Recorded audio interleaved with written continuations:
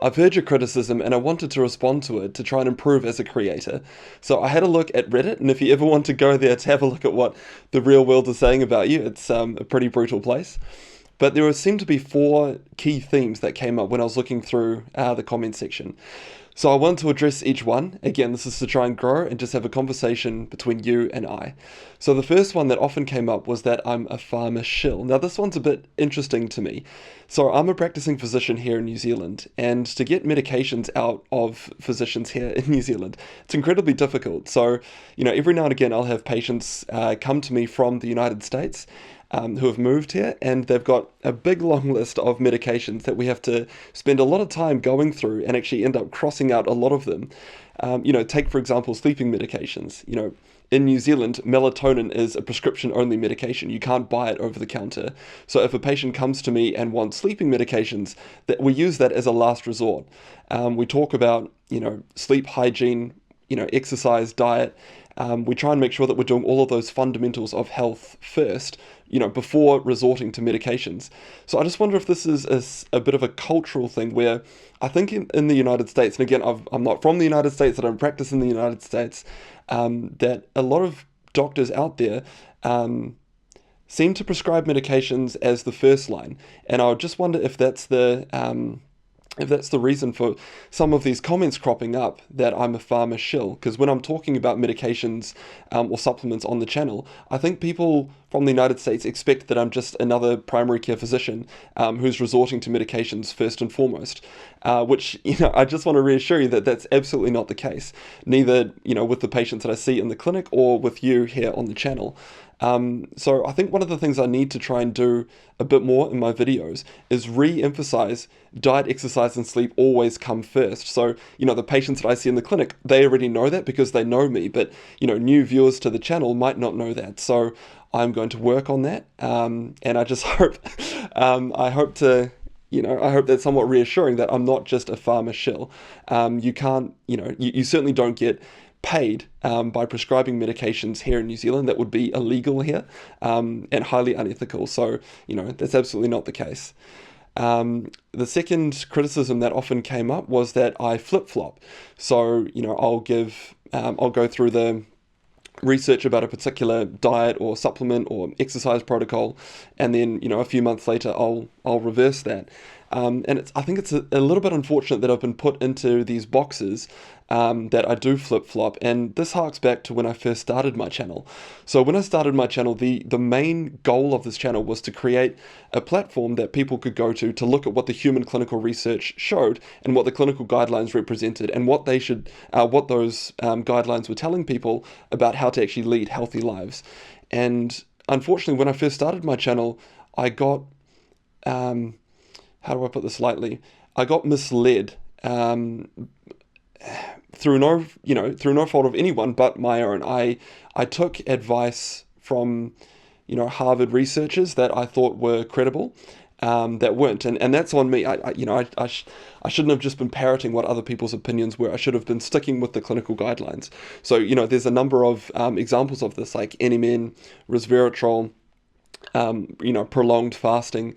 Those are the things that, when I actually looked into the research, I changed my mind about. And this happened sort of about 2 or 3 years ago. So I think people still got me in this box that I flip-flop from one thing to the next.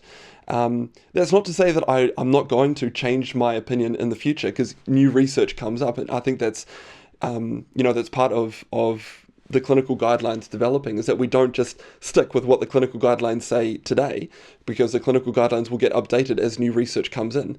And just for completeness sake, if there is a video that I previously said we should potentially be taking this supplement or doing this exercise protocol based on the clinical research, when that research becomes outdated, I remove it. So if you have a look at my channel now, I've removed basically all of the videos that I produced in the first 2.5 years of this channel. And that's because, again, I wasn't happy with the quality of those videos, but I also wasn't happy with the content of those videos. So I've tried to do what I can, to address this flip-flopping situation. But again, it harks back to when I first started my channel and the many mistakes that I made when I first started my channel. And I've left that trail of breadcrumbs on my website, so you can see, in the supplement sections of my website, the supplements that I used to take. So I list those there, and then I explain the reasons as to why I'm not taking those supplements anymore. So I hope that goes some way into addressing the flip-flopping concern that some people have raised on Reddit. The next one, out of 4, is clickbait. So people seem to suggest that I clickbait for views, or that I package my videos in a way that's there to generate drama. And I hope that that's not that's not at all what I'm trying to do with this channel. So when I'm trying to approach a topic, I need to find an interesting way to address that topic. So and typically I want to tackle misconceptions about either a particular diet or supplement or exercise protocol, and so I typically try and pose a question within the title, and somewhat make that title provocative to make people think, I want to click on this to know more information. But the thing I want to try and emphasize is that whenever people click, I'm doing I'm working my butt off to try and make sure that I reward that click.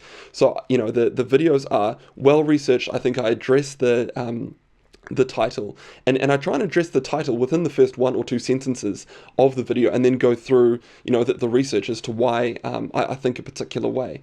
So again, given that people are saying that I'm clickbait, it's something that I clearly need to work on, and I'm not exactly sure how I should do that, and I'm interested to hear your opinions in the comment section, because the last thing I want to do is for people to think that I'm clickbait. The point is that I try and make, I try and package the videos in an interesting, thought-provoking way, and then I try and make sure that I reward that click and make sure that I'm paying off, the title and thumbnail. So again, let me know what you think in the comments, because I'm open to suggestions on this one. And then the final concern that a lot of people mentioned on Reddit, and this particularly kicked off when I talked about a new paper that came out about multivitamins, was that I'm a sellout. And obviously, it's because I've created my own microvitamin product. So I just wanted to address that. This is that video that I produced about multivitamins was a massive learning experience for me. So if we just wind back the clock, the reason why I created Microvitamin was to make sure, I was sick of having to manage all of these different supplements. I was taking, zinc, magnesium, vitamin K2, small dose of vitamin B3, and I wanted to have a multivitamin that packaged all of that together. But the trouble is I couldn't find one that met my requirements. I didn't want to take vitamin A, I didn't want to mega dose anything, and I didn't want to take vitamin E. I also wanted to package it with TMG for exercise performance, and I also wanted to add hyaluronic acid, 200 milligrams, for skin health. So I wanted to package all of that up to simplify me taking the supplements that I wanted to take.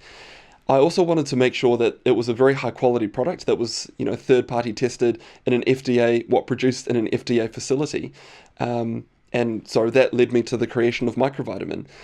Another reason is that the funding for my rapamycin and exercise study had stalled. So we did fairly well when we first started trying to fundraise for that study.